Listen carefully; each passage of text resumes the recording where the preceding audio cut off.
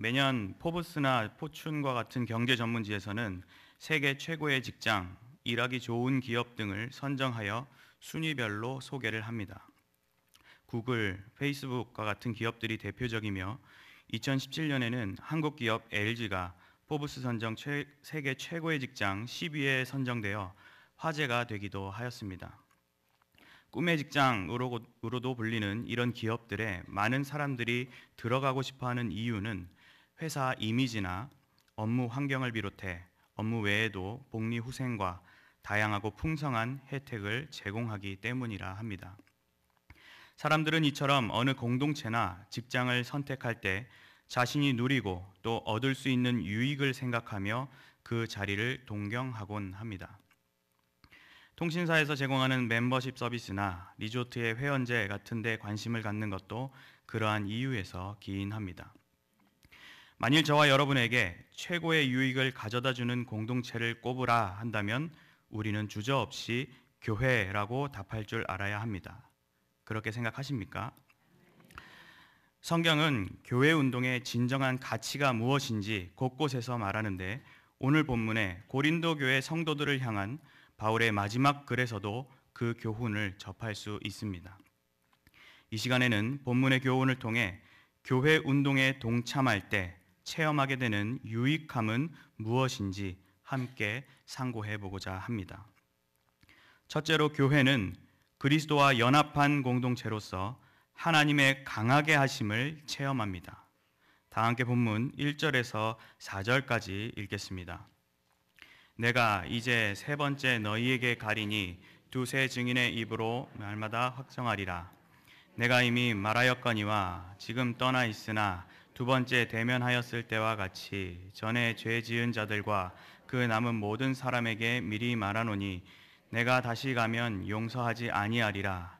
이는 그리스도께서 내 안에서 말씀하시는 증거를 너희가 구함이니 그는 너희에게 대하여 약하지 않고 오히려 그 안에서 강하시니라. 그리스도께서 약하심으로 십자가에 못 박히셨으나 하나님의 능력으로 살아계시니 우리도 그 안에서 약하나 너희에게 대하여 하나님의 능력으로 그와 함께 살리라. 아멘. 지금 읽은 본문 속 바울 사도의 어투는 매우 격앙된 분위기임을 느낄 수 있습니다. 2절에서 내가 다시 가면 용서하지 아니하리라 란 표현처럼 강한 어조로 경고를 하며 본장을 시작하고 있습니다. 바울 사도가 다소 흥분한 어조로 말하는 것은 거짓 사도들과 일부 고린도 교회 성도들이 보였던 실망스러운 모습에서 기인한 것이었습니다. 우선 바울 사도가 이 고린도 후서를 기록하던 당시의 상황은 고린도 후서 7장 5절에서 우리 육체가 편하지 못하였고 사방으로 환난을 당하며 밖으로는 다툼이요 안으로는 두려움이었노라 하고 한 것과 같이 매우 힘든 상황이었습니다. 먼저 외적으로는 복음을 전하며 옥에 갇히고 매도 맞았으며 강도 등 사람에게 위험을 당하고 날씨와 자연현상 그리고 굶주림 등으로 수도 없는 고생의 삶을 겪어왔습니다. 이뿐만 아니라 바울은 내적 관계, 즉 교회와의 관계에 있어서도 마음이 아픈 상황에 처해 있었습니다. 당시 고린도 교회 전체가 그런 것은 아니었지만 교회와 성도로서 가져야 할 참된 모습을 잃은 이들이 있었습니다.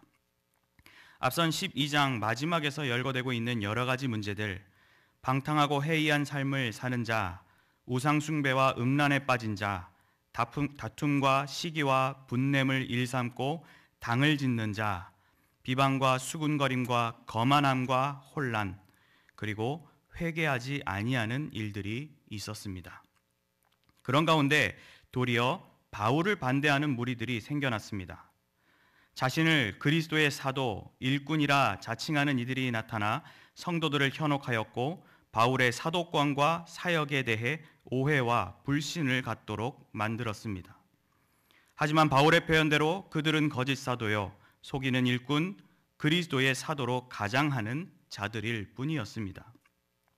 그럼에도 그들에게 현혹되어 정작 자신들의 지도자인 바울을 의심하고 마음마저 닫아버리는 안타까운 일들이 일부 성도들에게까지 일어났던 것입니다.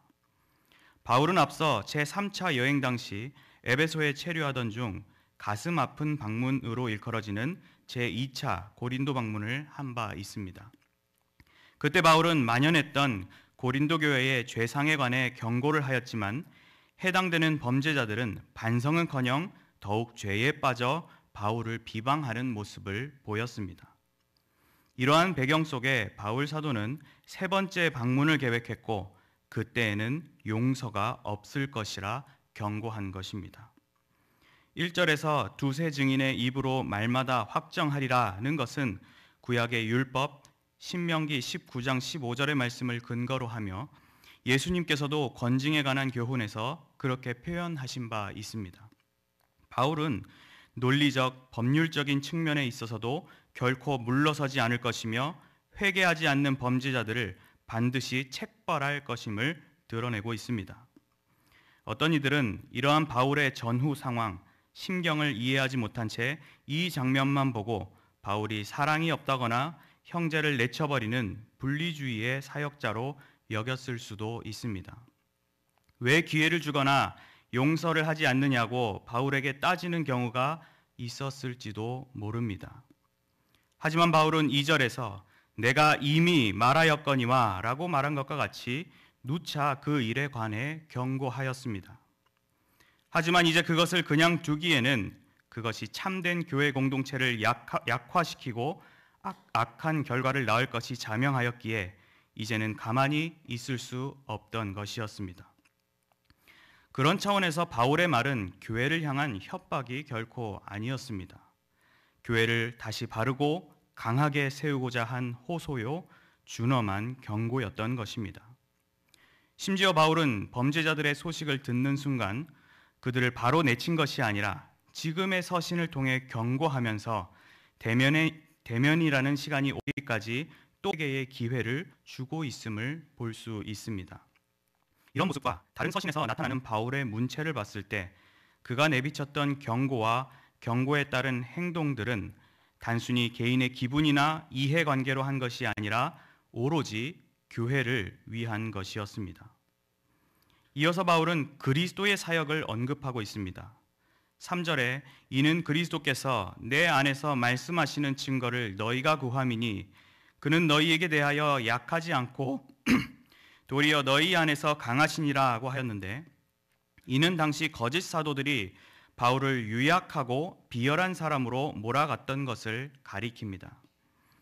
이는 바울도 한 인간이고 연약하며 죄인된 존재이겠지만 그를 통하여 하나님께서 말씀하시고 일하심이 확실하게 여겨진다면 하나님께서는 바울의 사역을 강하게 붙드시어 범죄자들을 향한 엄중한 책벌의 일을 진행하실 것임을 깨달아야 할 것입니다. 더욱이 4절 표현대로 우리 믿음의 대상인 그리스도께서도 약하심으로 십자가에 못 박히셨지만 그것은 약한 것, 패배한 것이 아니라 하나님의 보좌 우편의 능력으로 살아계시고 승리의 주로 다시 오실 분이십니다. 그만큼 바울 사도도 약한 자로 여겨질지는 모르나 하나님의 능력으로 사도적 권위를 발휘하여 교회를 바르게 세워갈 것임을 바라볼 수 있습니다. 이는 교회 운동을 하고 있는 저와 여러분에게 소망이 되지 않을 수 없는 귀한 교훈이 됩니다. 하나님의 일을 감당하는데 크고 작은 어려움 앞에 봉착하며 우리의 마음이 어려워질 때가 있습니다. 그 어려움에는 먼저 이 세상에서 시대적으로 찾아오는 것들이 있습니다. 세상은 경제, 교육, 안보 문제를 비롯한 사회의 여러 분야를 통해 교회 운동을 어렵게 만듭니다. 많은 기업인, 직장인 성도들께서도 몸소 체험하고 계시겠지만 경제의 극심한 불황 속에 교회 운동을 전적으로 감당하기란 쉬운 일이 아닐 것입니다.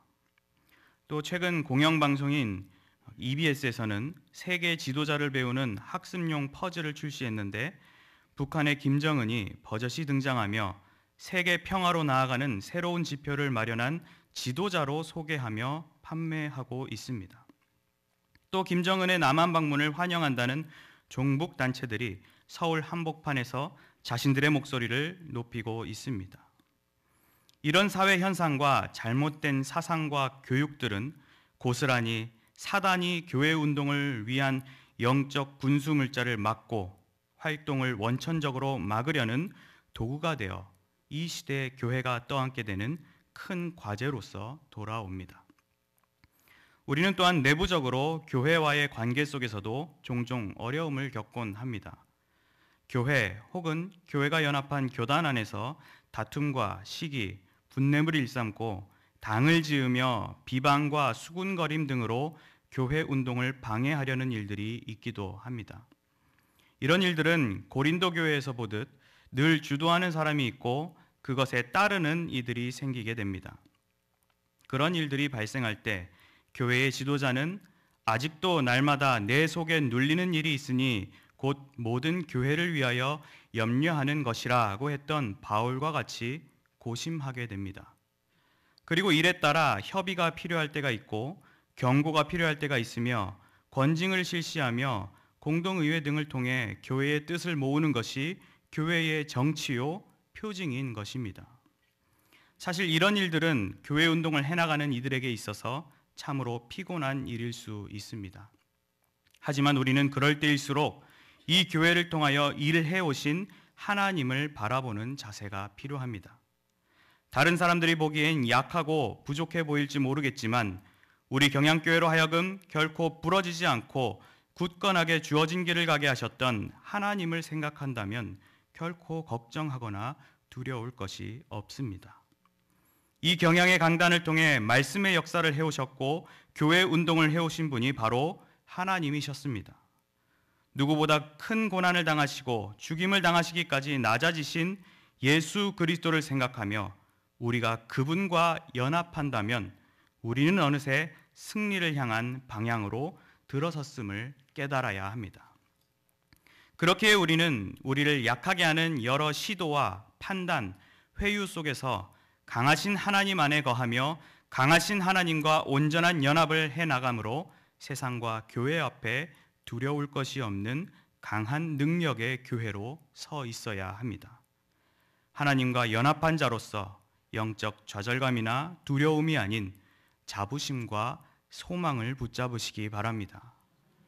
여러분을 통해 강하게 역사하시는 하나님을 기대하시는 가운데 능력이 넘치는 교회 운동에 동참하시는 성도님들이 되시기를 바랍니다.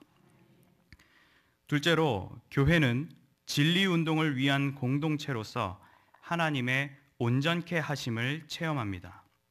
다 함께 본문 5절에서 10절까지 읽겠습니다. 너희는 믿음 안에 있는가? 너희 자신을 시험하고 너희 자신을 확증하라. 예수 그리스도께서 너희 안에 계신 줄을 너희가 스스로 알지 못하느냐? 그렇지 않으면 너희는 버림받은 자니라. 우리가 버림받은 자 되지 아니한 것을 너희가 알기를 내가 바라고 우리가 하나님께서 너희로 악을 조금도 행하지 않게 하시기를 구하노니 이는 우리가 옳은 자임을 나타내고자 함이 아니라 오직 우리는 버림받은 자 같을지라도 너희는 선을 행하게 하고자 함이라. 우리는 진리를 거슬러 아무것도 할 수 없고 오직 진리를 위할 뿐이니 우리가 약할 때에 너희가 강한 것을 기뻐하고 또 이것을 위하여 구하니 곧 너희가 온전하게 되는 것이라. 그러므로 내가 떠나 있을 때 이렇게 쓰는 것은 대면할 때에 주께서 너희를 넘어뜨리려 하지 않고 세우려 하여 내게 주신 그 권한을 따라 엄하지 않게 하려 함이라. 아멘. 이어서 5절에 바울 사도는 수신자들로 하여금 그대들이 믿음 안에 있는가 시험하며 확증하라는 권면을 합니다. 이는 지도자 바울을 향한 판단과 비방들이 들려올 때 고린도 교회 교인들은 지도자와 교회를 통해 일하시는 하나님을 바라보는 가운데 자기 자신의 믿음 상태를 분명히 점검해야 함을 강조한 것입니다. 그 시험과 확증을 위한 점검 사항으로는 그리스도께서 나의 안에 계신가로서 만일 그것이 확실치 않다면 그들은 버림받은 자라는 단호한 선언까지 하고 있습니다. 6절에서 바울은 성도들이 이런 시험과 확증의 과정을 통해 믿음을 확고히 하며 바울 자신이 믿음 안에서 사역하고 있음을 깨닫기를 소망합니다. 그리고 바울이 앞서 흥분하고 이러한 설명들을 해온 근본적인 이유를 설명하는데 성도들로 하여금 악을 조금도 행하지 않길 원하는 마음임을 7절에서 말합니다. 바울의 진실된 마음은 뒤에서 더 강력하게 전달되고 있습니다. 이는 우리가 옳은 자임을 나타내고자 함이 아니라 오직 우리는 버림받을 자 같을지라도 너희는 선을 행하게 하고자 함이라. 비록 사도권을 변호해왔던 바울 자신은 버림받은 자가 된다 할지라도 고린도 교회와 성도들만큼은 주님 안에서 바로 서기를 바란다는 간절한 마음을 담고 있습니다. 자신의 평판과 자존심보다 교회를 생각하는 사도의 마음이었던 것입니다. 그리고 사도는 자신의 지금 전하는 심경과 설명들에 있어 궁극적인 목적을 소개합니다. 8절에 우리는 진리를 거슬러 아무것도 할 수 없고 오직 진리를 위할 뿐이라는 것이 바울이 이렇게 말하고 행동하는 것의 이유요 목적인 것입니다. 교회 운동의 핵심은 바로 진리를 따르고 진리를 사수하기 위함이기에 진리가 거짓된 자들의 손에 훼손되고 있을 때, 또 위협을 당할 때 우리는 격분할 수밖에 없습니다. 더욱이 성도가 그런 위험에 노출될 때 지도자는 긴장하게 되고 하나님께 매달리게 됩니다. 그런 차원에서 바울은 성도들을 향한 소망을 말합니다. 9절에 우리가 약할 때에 너희가 강한 것을 기뻐하고 또 이것을 위하여 구하니 곧 너희가 온전하게 되는 것이라고 하였는데, 앞서 생각해 본 대로 바울은 상황적으로 어려움 가운데 있었고 약한 자라 비방을 받는 처지였음에도 고린도 교회 성도들이 강하게 있다면 그것으로 만족하며 기뻐할 일이라고 고백하고 있는 것입니다. 더불어 그것을 위하여 성도들이 온전하게 되기를 간구한다고 합니다. 여기서 온전하다라는 표현은 기계가 문제없이 정상적으로 가동되는 상태와 같은 모습으로 정상적이고 나아가 성숙함의 의미까지 지향하고 있습니다. 이는 교회가 바로 정상적인 신앙 공동체로서 그 역할을 감당해야 하고 그것이 제대로 이루어지지 않을 때 온전함, 정상화를 위해 움직일 줄 알아야 함을 나타냅니다. 이어서 그러므로 내가 떠나 있을 때에 이렇게 쓰는 것은 대면할 때에 주께서 너희를 넘어뜨리려 하지 않고 세우려 하여 내게 주신 그 권한을 따라 엄하지 않게 하려 함이라 하며, 지금 전하는 경고와 권면이 결코 넘어뜨리게 하려는 것이 아니라 세우려 하는 일임을 설명하고 자신의 사도권을 통하여 엄한 분위기가 나질 않기를 바란다는 바울의 진심 섞인 소망을 전합니다. 이 시대의 성도와 교회는 겪게 되는 여러 상황들을 진리의 문제에서 바라보며 그 고민을 시작해야 합니다. 교회 운동에는 앞서 언급한 여러 가지 사회적 문제들에서 더 노골적으로 교회의 진리 운동을 방해하거나 위협하는 시도들이 있습니다. 최근에 개봉했던 보헤미안 랩소디나 완벽한 타인이란 영화를 보신 분들이 많이 계실 겁니다. 그 재미와 작품성으로 700만, 500만 명이나 관람하며 큰 흥행을 하였습니다. 그런데 이 영화에는 동성애자가 등장하고 오히려 그들이 당당하게 자신의 뜻을 펼치는 내용이 담겨 있습니다. 더욱이 이런 영화들이 12세, 15세 관람가로 버젓이 우리 중고등학생 자녀들에게까지 상영되며 동성애에 관해 무뎌지고 관대해지는 분위기를 조성하고 있습니다. 죄를 죄라 부르지 못하는 진리 탄압의 과정이 은밀히 전개되고 있는 것입니다. 잘못된 교리와 비윤리적인 행태로 사회의 지탄을 받고 있는 이단, 사이비 종교들은 정식으로 집회를 신고하여 법적인 테두리 안에서 교회 앞마당에 찾아와 버젓이 포교 활동을 하고 있습니다. 비진리를 진리라 외치는 거짓 진리가 거리를 메우고 있는 것입니다. 뿐만 아니라 진리 진영에 있는 이들 가운데서도 진심과 열정은 찾을 수 없는 허울뿐인 진리가 우리를 기웃거리기도 합니다. 이런 공격과 혼란 속에서 저와 여러분이 우선적으로 해야 할 것은 무엇이겠습니까? 여러 시도할 수 있는 일들이 있겠지만 가장 중요한 것은 스스로의 믿음을 시험하고 확증하는 자가 신앙 점검입니다. 진리운동과 그것을 감당하는 성도들은 그들을 흔드는 여러 시도들 속에 성도는 그것들 앞에 넘어지지 않고 굳건하게 서 있도록 오히려 그들에게 강한 면모를 보이기 위해 믿음 안에서 진리의 사람으로 굳게 서 있어야 합니다. 그리고 선한 길을 택하며 온전한 길로 들어서는 믿음의 행보를 이 교회 안에서 보여야 하는 것입니다. 진리운동의 핵심은 진리 그 자체이신 예수 그리스도이십니다. 따라서 성도들은 진리이신 예수 그리스도의 몸된 교회를 이루어가며 진리운동을 감당해 나갈 때 그들은 진정 하나님이 기뻐하시는 교회로 성장하며 하나님 나라를 완성해 나갈 것입니다. 특별히 이 일을 위해 우리 경향교회와 성도님들은 고삐를 풀지 않고 피땀 어린 수고와 눈물의 기도로 섬겨왔으며 교단과 신대원, 선교의 일에 아낌없이 앞장섰습니다. 진리를 위한 이 귀한 섬김에 비록 어려움과 방해가 따르기도 하지만 그것을 놓지 않고 적극적으로 감당하는 성도님들의 모습은 참으로 선한 모습임에 틀림없습니다.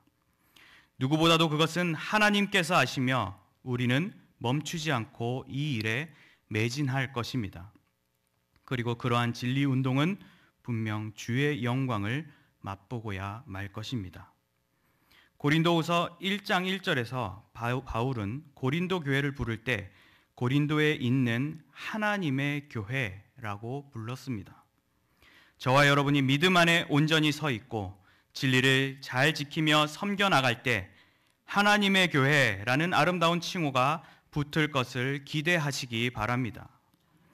그렇기에 우리는 진리를 탄압하며 진리로 위장한 거짓 무리들이 어떠한 공격과 음해를 해와도 우리가 진리 운동을 위해 세움받은 자라는 사명의식을 갖고 진리를 사랑하고 진리를 수호하는 온전하며 견고한 교회로 서 있어야 합니다.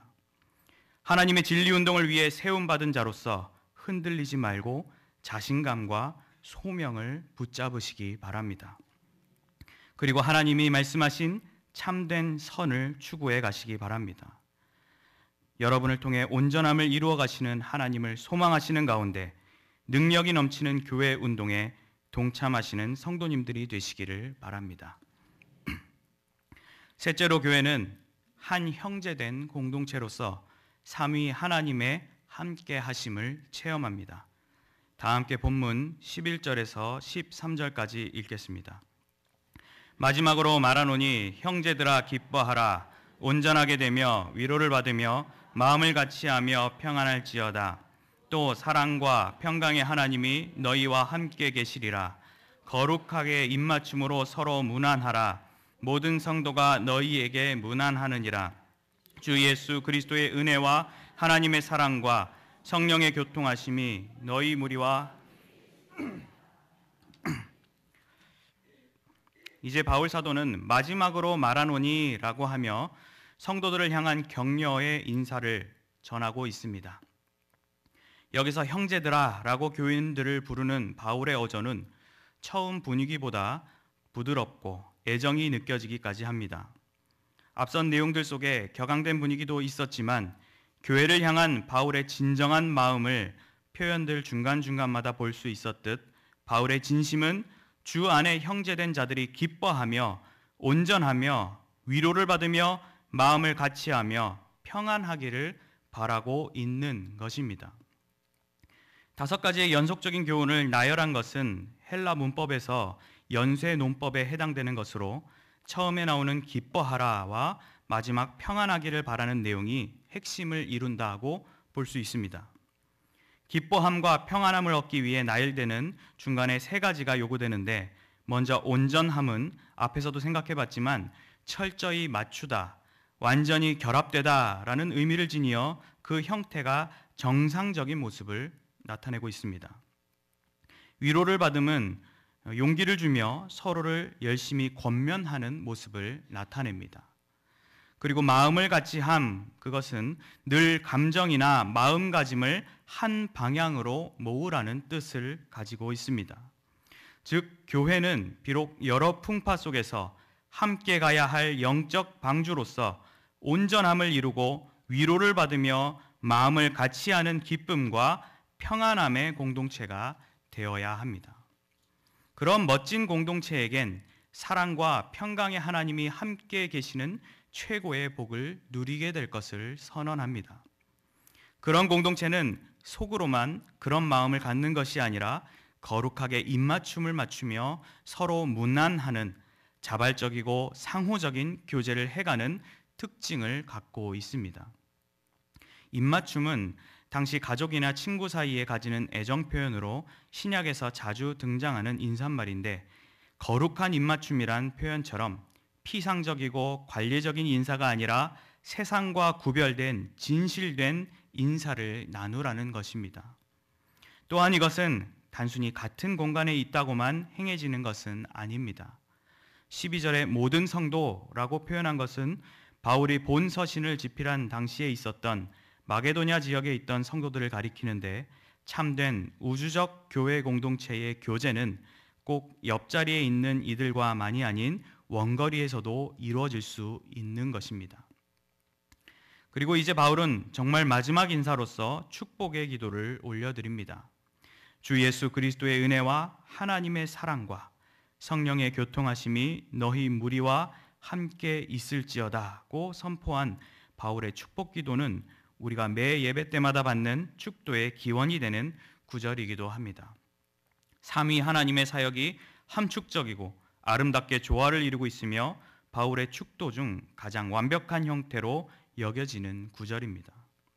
삼위 하나님의 완벽한 계획과 일하심이 참된 공동체가 누리게 될 최고의 복이요 강력한 무기가 됨을 우리로 하여금 다시금 깨닫게 하고 있습니다.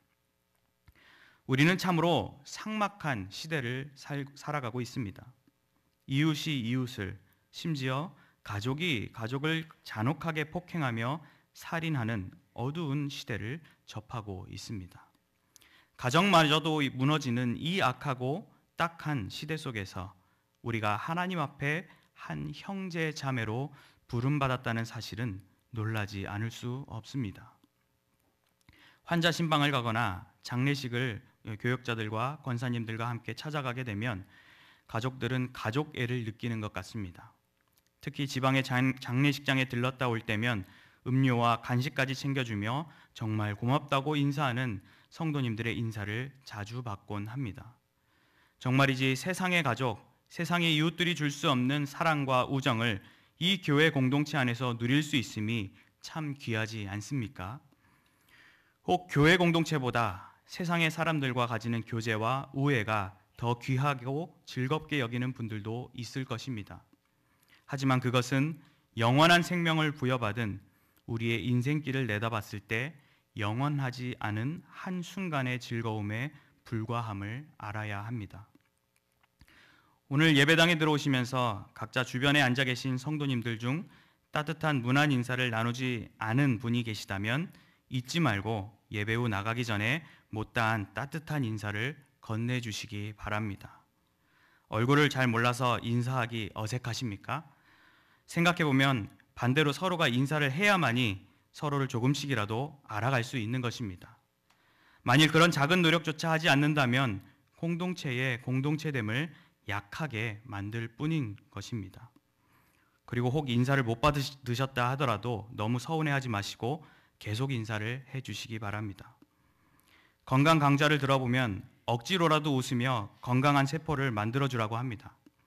세상도 웃음 치료를 통해 개인과 공동체를 회복해 가려고 애쓰는데 우리는 그보단 더 진실되고 활기찬 웃음을 지을 기회를 많이 갖고 있지 않습니까?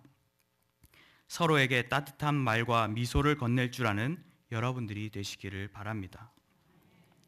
만일 우리 모두가 그런 자세로 기쁨과 평안함을 누린다면 우리가 펼치는 교회 운동에 더욱 강력한 추진력을 발휘하여 좋은 결과를 가져올 것입니다. 실제 고린도 교회에 3차 방문을 하게 된 바울의 사역은 좋은 결실을 맺었습니다. 로마서 15장에 보면 마게도냐와 아가야 사람들이 예루살렘 성도 중 가난한 자들을 위하여 기쁘게 얼마를 연보하였다고 기록하는데, 당시에 교회에 임했던 박해로 인해 예루살렘의 예루살렘과 유대에 있던 교회들은 궁핍한 상황이었습니다. 고린도 교회 교인들은 바울의 호소적 서신을 받아들이고 마음을 열어 예루살렘과 유대 교회를 위한 구제 헌금을 3차 방문 때 바울에게 전해 주었던 것입니다.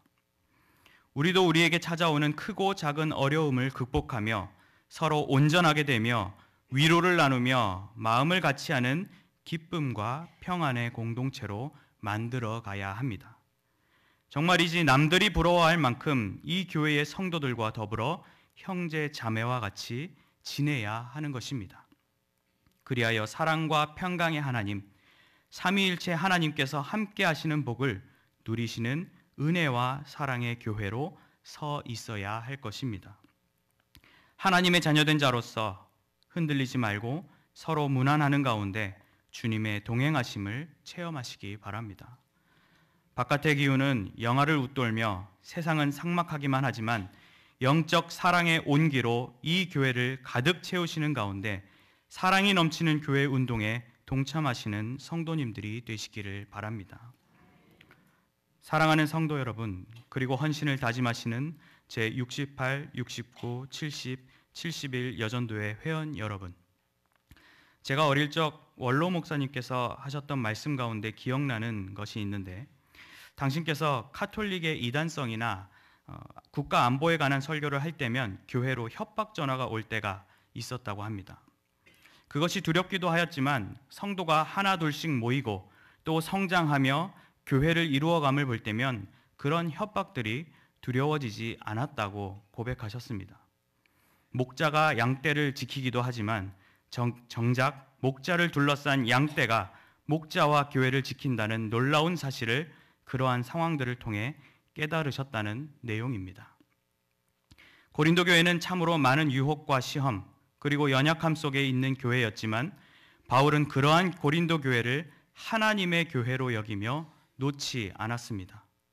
오히려 고린도 교회를 향해 고린도전서 1장 8절에서 주께서 너희를 우리 주 예수 그리스도의 날에 책망할 것이 없는 자로 끝까지 경고하게 하시리라 하고 고린도 교회를 격려하며 신뢰하였습니다. 저와 여러분들을 찾아오는 여러 위협과 세상적 어려움들이 존재하지만 우리가 각자의 역할과 자리에서 강하게 서 있다면 우리는 세상이 감당치 못할 하나님의 교회의 성도로서, 경양교회에 속한 멤버로서 세상이 누릴 수 없는 최고의 복들을 체험하고야 말 것입니다. 그리고 세상 사람들이 절로 우리 교회 공동체에 관심을 갖고 또 찾아오며 우리를 통해 하나님을 알게 되는 놀라운 일들이 펼쳐지게 될 것입니다. 교회는 그리스도와 연합한 신비한 공동체라는 사실을 깨닫고 하나님의 강하게 하심을 몸소 체험하시기 바랍니다. 교회는 진리운동을 위한 거룩한 공동체임을 붙들고 선하신 하나님의 온전케 하심을 누리시기 바랍니다. 교회는 한 형제로서 기쁨과 평안을 누리는 공동체임을 기억하시면서 하나님의 함께 하심을 체험하시기 바랍니다. 2018년을 마무리하는 이 시기에 나 자신의 믿음과 교회를 향한 사랑을 점검해 보시면서 2019년을 소망하는 가운데 준비하는 경양의 성도님들과 제68, 69, 70, 71 여전도회 회원 여러분들이 되시기를 주님의 이름으로 축원합니다.